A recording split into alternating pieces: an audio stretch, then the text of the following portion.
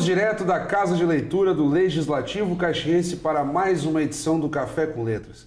Quem nos brinda com a sua presença é o escritor e fotógrafo Thiago Marcon, uma coletânea de crônicas aqui provocativamente intituladas Deus Veste Legging.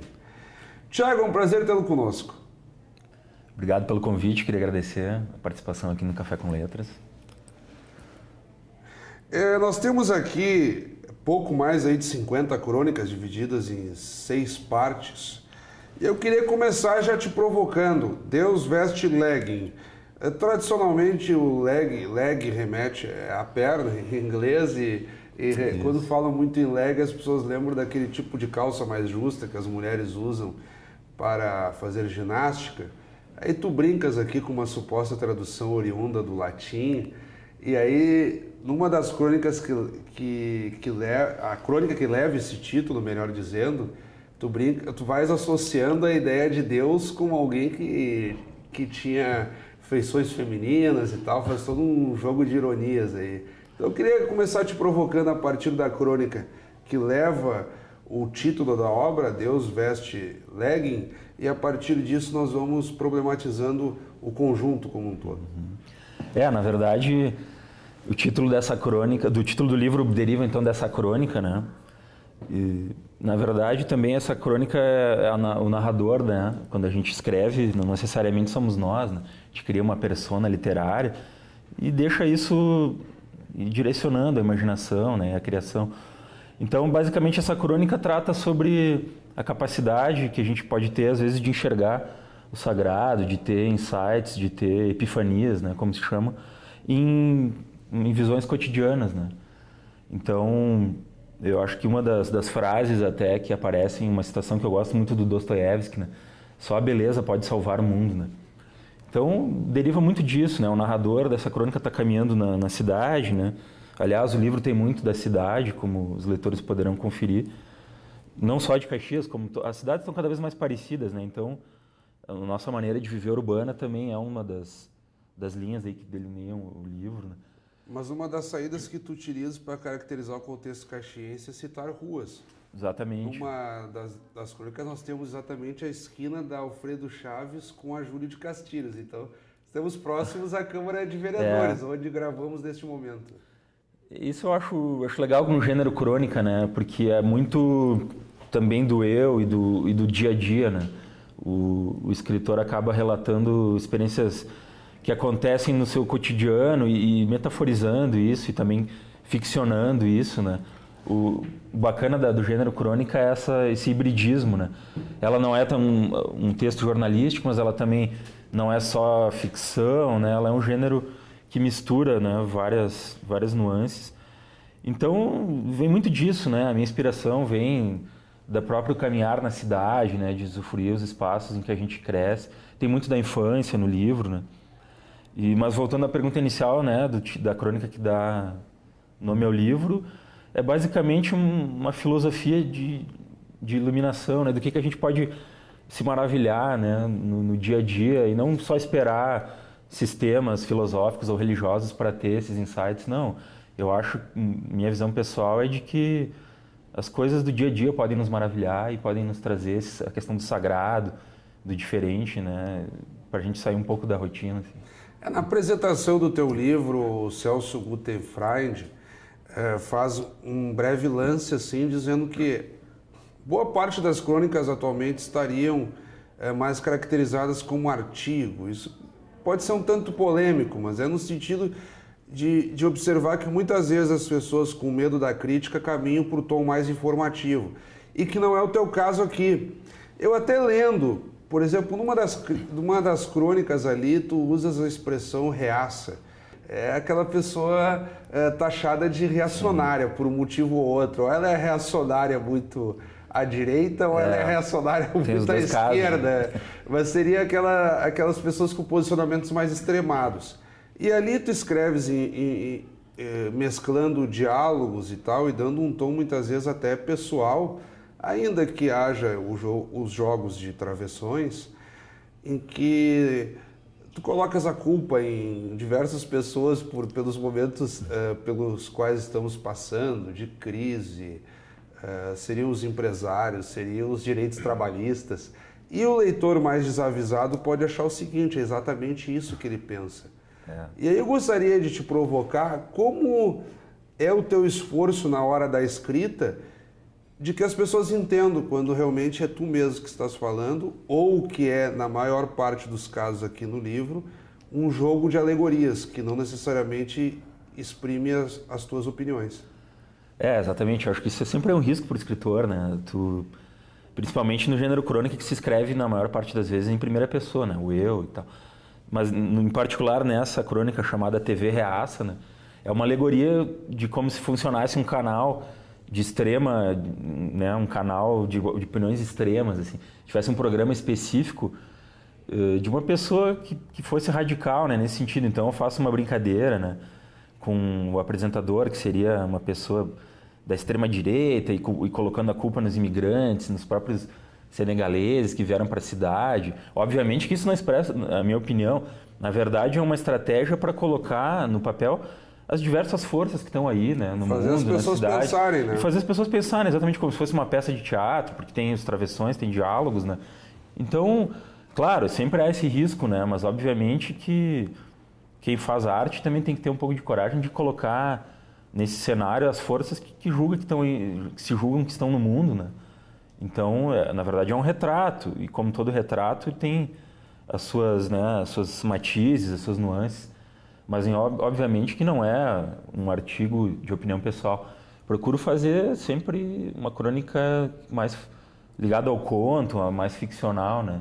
Que coloca também esses riscos e também todos esses atores em cena, né?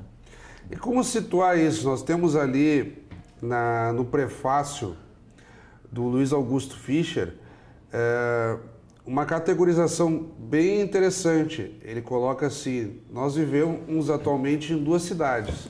Aquela que é constituída do ponto de vista físico, com seus prédios, toda a estrutura, enfim. E a cidade subjetiva, e que ganha o ar da cultura, que não necessariamente precisa ser a cultura mais formal, obras de arte, música clássica e tal. A cultura, enfim, o cotidiano, como as pessoas vivem e se relacionam. E onde está o papel da crônica, na tua ótica, na qualificação dessa cultura do cotidiano? A crônica é isso, é um texto breve, é um recorte de um instante, de um frame, de um momento do dia a dia das pessoas. Eu acredito que sim. O professor Fischer, né, conseguiu ter bastante sensibilidade de enxergar essas questões da cidade, né, presentes, que dá para se dizer que isso é um fio delineador do livro todo, a nossa maneira de ver a cidade, de experimentar essas relações. E eu acho que a crônica é um veículo ideal, porque ela também não é um texto, ela é um texto mais acessível para o leitor comum, aquele leitor que também não está mais tão ligado na literatura, né, digamos, de textos mais difíceis como romances, ensaios. A crônica nasceu no jornal e ainda sobrevive no jornal, que é um veículo diário, né? O próprio Rubem Braga, que é um dos maiores cronistas brasileiros, falava, a crônica, eu escrevo para ser publicado no dia seguinte e a crônica no outro dia está embrulhando o peixe, né? No jornal ele vira um veículo. Então até esse cuidado de transportar para o livro, né? Foram selecionadas 50 crônicas dentro de um universo de mais ou menos 200 que eu tinha escrito. Eu procurei selecionar as mais atemporais, né? Que sobreviveriam a opiniões ou a fatos mais específicos de datas, né? Então eu acho que sim, acho que a crônica é um texto ideal para a gente às vezes enxergar o que está um pouco por trás do óbvio, né? A cidade e suas relações de poder também, as próprias forças econômicas e políticas que nos organizam a nossa vida, não só também no nível da cidade, né, mas também como país, como mundo, né? E é interessante ver, eu gosto de ler muitos autores, a crônica é a maneira de eu enxergar o mundo pelo olhar do outro também, né? Então os leitores, eu acho que até no sentido provocativo, vão discordar de mim, isso é bom, né, em alguns textos, porque não queremos fazer alguma coisa de autoajuda que possa mascarar, é simplesmente a arte, né? Um bom livro também deve chocar o leitor no bom sentido, né? Tu citas leitores, né? Boa parte das crônicas que estão aqui boa parte das crônicas daqui foi publicada na Gazeta de Caxias, que é um jornal semanal aqui de Caxias, embora a tua periodicidade como colunista se deu a cada 15 dias. Isso. Tu chegaste já a experimentar essa ideia do jornal, que é aquele contato mais próximo, o sujeito que manda um e-mail elogiando ou criticando, ou que liga para o jornal querendo falar contigo, por um motivo ou outro, daqui a pouco tu não estás lá, mas o pessoal te transmite o recado. Sim. Já rola essa relação com os leitores? Não, rola e rola pro bem e pro mal, né? Já tive experiências positivas e também experiências de pessoas, de grupo de pessoas que também não entenderam muito bem a sutileza de um texto e levaram pro lado pessoal, né? Mas eu acho que isso tudo faz parte também do aprendizado, né? Eu relativamente me considero um escritor jovem, não na idade, mas na prática, né? Basicamente, como cronista mesmo, eu tenho uns 10, 12 anos que eu comecei a escrever periodicamente. Antes disso eram textos mais esparsos, né? Então a gente também vai aprendendo, né? Como colocar as coisas, como construir um texto. Eu sou aluno de uma oficina de criação literária na PUC atualmente. Então estou sempre em aprendizado, sempre aprendendo, né? Sempre um aluno também, os outros grandes escritores são uma bela escola, né? A gente tem que ser sempre primeiro leitor. E essas opiniões influenciam no teu processo criativo? Claro, a crônica publicada, ela foi para a rua e pronto. Ela vira do leitor, né? Mas esses retornos críticos, seja positivamente ou negativamente, influenciam, digamos, para os próximos textos? Sim, de alguma forma sim, porque na verdade, depois que tu publica o texto, ele não é mais teu, né? O leitor às vezes enxerga com os olhos dele e olhos que até tu não tenha previsto muito, né? Não tem como tu abarcar toda a gama de visões possíveis. Às vezes, há muitas surpresas positivas, né? De pessoas, não, mas a relação que tu fez entre tal coisa, não pensei nisso, né? Às vezes, tem muita surpresa nisso, né? Mas eu acho que sim, tem tantos exemplos pro bem e pro mal. Eu acho que a gente tem que não se deixar ficar muito vaidoso nos elogios e também não se deixar bater com eventuais críticas muito duras. Nós temos uma peculiaridade interessante no decorrer do livro, que são as ilustrações. No primeiro momento eu cheguei a achar que tu mesmo as fazia, elas são simplórias e tal, até um pouco influenciado pelo texto do Celso Guttenfreund, que te comparou, digamos que tu tens alguns lances de Milor Fernandes e Luiz Fernando Veríssimo. Como o Luiz Fernando Veríssimo tinha aquela família Brasil, que ele faz umas rabiscadas ali, que até já foi compilada e publicada de uma forma ou de outra.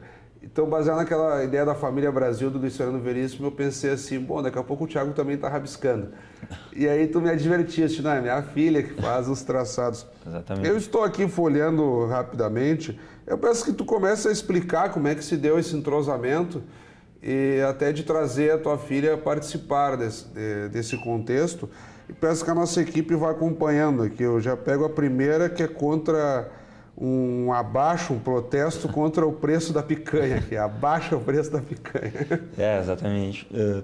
Esse processo de ilustração aconteceu de uma forma bem natural e também ficou interessante porque, no meu ponto de vista, porque ela dá um contraponto, né? O traço infantil, ele tem uma ingenuidade sedutora, assim, eu gosto muito de acompanhar, assim, os desenhos de crianças, eles têm uma pureza, né, que depois a gente, no processo educacional, né, vai perdendo. Quando somos crianças, temos uma visão de mundo e uma maneira de se relacionar com as coisas que depois vai sendo formatada pela educação, claro, com todos os seus ganhos, mas também tem algumas perdas. Então, no começo da minha carreira ali de escritor, eu ilustrava com composições fotográficas minhas, que eu gosto de compor também, né, fotografias.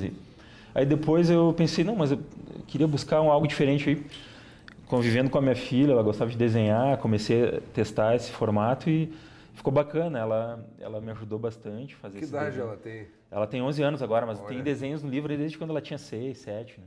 Nossa, que interessante. Ficou interessante.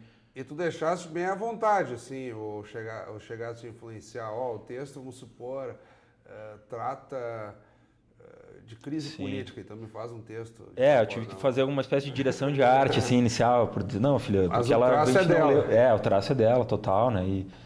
Mas agora tu falaste ali que o Celso também cita Milor e Veríssimo, para mim são dois gigantes da crônica e da literatura brasileira que é inegável a influência. Eu comecei a ler e a entender sobre literatura com Milor e Veríssimo, né? Meu pai colecionava revistas Veja, dos anos 60, que o Milor era colunista, né, e ilustrador. Então foram duas influências fortes, assim, que só tenho a reverenciar, né, e agradecer. E, aliás, esses grandes textos aí parece que perderam um pouco a referência, né? Ficou um negócio muito pasteurizado. Tu citaste aí revistas antigas, pegamos aí a Realidade, aquelas edições da Realidade anos 60, anos 70, aquelas matérias de profundidade. Mudou muito, né? Aquela coisa que o cara pegava ali, muitas vezes, era um exercício de pura literatura Era um ensaio, quase. veículos jornalísticos, né? E hoje aquela coisa mais de agência, o sujeito liga para a fonte, pega ali 2, 3 frases e joga, né? Se perdeu muito isso, né? E o impacto vai tanto na parte, nos gêneros mais diversificados, como a crônica, o ensaio, como o próprio noticiário em geral, né? Isso é uma perda mesmo, né? Talvez pelo próprio formato de que a mídia, né? Talvez tu saiba muito melhor que eu como jornalista de que as coisas ganharam mais velocidade, mais rapidez, tu tem que ser menor. Eu vejo alguns jornais que abdicam até do título da crônica, eu acho isso, né? De repente vamos ter que voltar. Eu lembro da revista Cruzeiro, que tinha o Rubem Braga, o Milor também escreveu, se não me engano. Matérias maiores, mas acho que também é fruto do tempo. A Cruzeiro um pouquinho antes, um pouco antes. Mas eu acho que também não dá pra gente reclamar disso. São os formatos, o mundo projeta seus próprios formatos, né? E a gente vai se adaptando. Ou aquela situação, nós não vamos citar aqui os jornais para não cometer uma indelicadeza, mas o sujeito ali faz um encarte de cultura, aí tu vais ver, é uma matéria, uma reportagem que saiu num jornal estrangeiro, aí o sujeito faz uma tradução, compila. Quer dizer, faz uma reflexão bacana, faz um ensaio de fato, né? Não só... Eu acho que a gente já podia ter acho que todas as cidades mereceriam ter, né, talvez uma revista, coisas mais voltadas à cultura, mas é claro que o mercado que também manda, né? A gente sabe que não dá para ser ingênuo. Não é fácil, né? Mas digamos que aqui, por meio desse livro, tu estás na contramão do processo para o bem, digamos assim, né? De forma provocativa. Tiago Marcon, eu quero te agradecer. Quando entrevistado é bom, a entrevista corre, né? E o tempo passou também para o nosso bate-papo. Quero te cumprimentar pelo livro, bastante interessante a leitura. Acredito que quem está nos acompanhando aí fica a dica, então, do título Deus Veste Legging. Aliás, o segundo livro consecutivo dessa editora nova, pelo menos para mim, que não a conhecia, que é a Buquim, né? Nós vimos aqui com o Elvio Gonçalves, trouxe também um livro pela Buquim, mas aí tratando mais de uma própria aventura que ele fez na infância e tal, e aí ele repercutiu em livro. E aqui tu também, com uma bela edição da Buquim, a qualidade do papel, a própria editoração, ficou muito interessante. Peço que nesse espaço, então, tu retomes algum ponto que tratamos ou algo que tu gostarias de ter falado, enfim, faça as tuas considerações. Eu queria agradecer a oportunidade, né, de vocês darem esse espaço para os escritores locais e também da região. Acho que é muito bacana, está faltando isso mesmo na mídia e, de uma forma geral, temos bons espaços, sim, mas nunca é demais, né, a cultura e a literatura galgarem, né, cada vez mais espaços aí para a gente divulgar visões de mundo. Isso é muito salutar, né, as pessoas conhecerem o que se pensa, o que se faz, né, além das questões mais imediatas que é da vida rotineira, do trabalho. E só convidar a todos para quem gostar, né, adquirir o livro, ler, podem me mandar e-mail, quem leu, quem gostou, não gostou dos textos, a gente está sempre aberto, né. Acho que o escritor se constrói assim também, nessa dialética com o seu público, né? E acho que basicamente é isso, né? Queria parabenizar a Câmara por ter esse programa, né, tão saudável para a cultura. Tu citaste e-mails, puderes aí soletrar o endereço? O meu e-mail que está no livro para contato tsosomarcon@gmail.com. Souza com Z, né? Que é meu sobrenome também. E quem quiser escrever dizendo o que achou do livro, dar um feedback, sempre é importante. Né? E outro ponto que não tratamos muito ao longo do programa é a linguagem jovial também. As expressões, aliás, eu havia falado daquela crônica da TV Reaça, é um termo jovial, então tu também tens esse esforço de se aproximar dos jovens pela linguagem. Então, fica uma dica aí, a gurizada, que ainda é um pouco avessa à leitura ou que está tentando se familiarizar. Os textos são curtos, a linguagem é bem palatável e também é um caminho, né? A crônica, para mim, o meu gênero, né, o meu subgênero de crônica, daria para dizer que é uma crônica mais ligada à oralidade, né? Eu acho que esse é um texto que também não pode ter um degrau entre o leitor e eu tenho que falar a linguagem mais se aproximar da linguagem falada, às vezes, né? Então, mais uma vez, muito obrigado. Conversamos então com Tiago Marcon, Deus Veste Legging, que é o título dessa coletânea de crônicas que tratamos aqui. Fica a dica e, como sempre, convidamos a todos que continuem acompanhando o nosso canal 16. Até o próximo Café com Letras.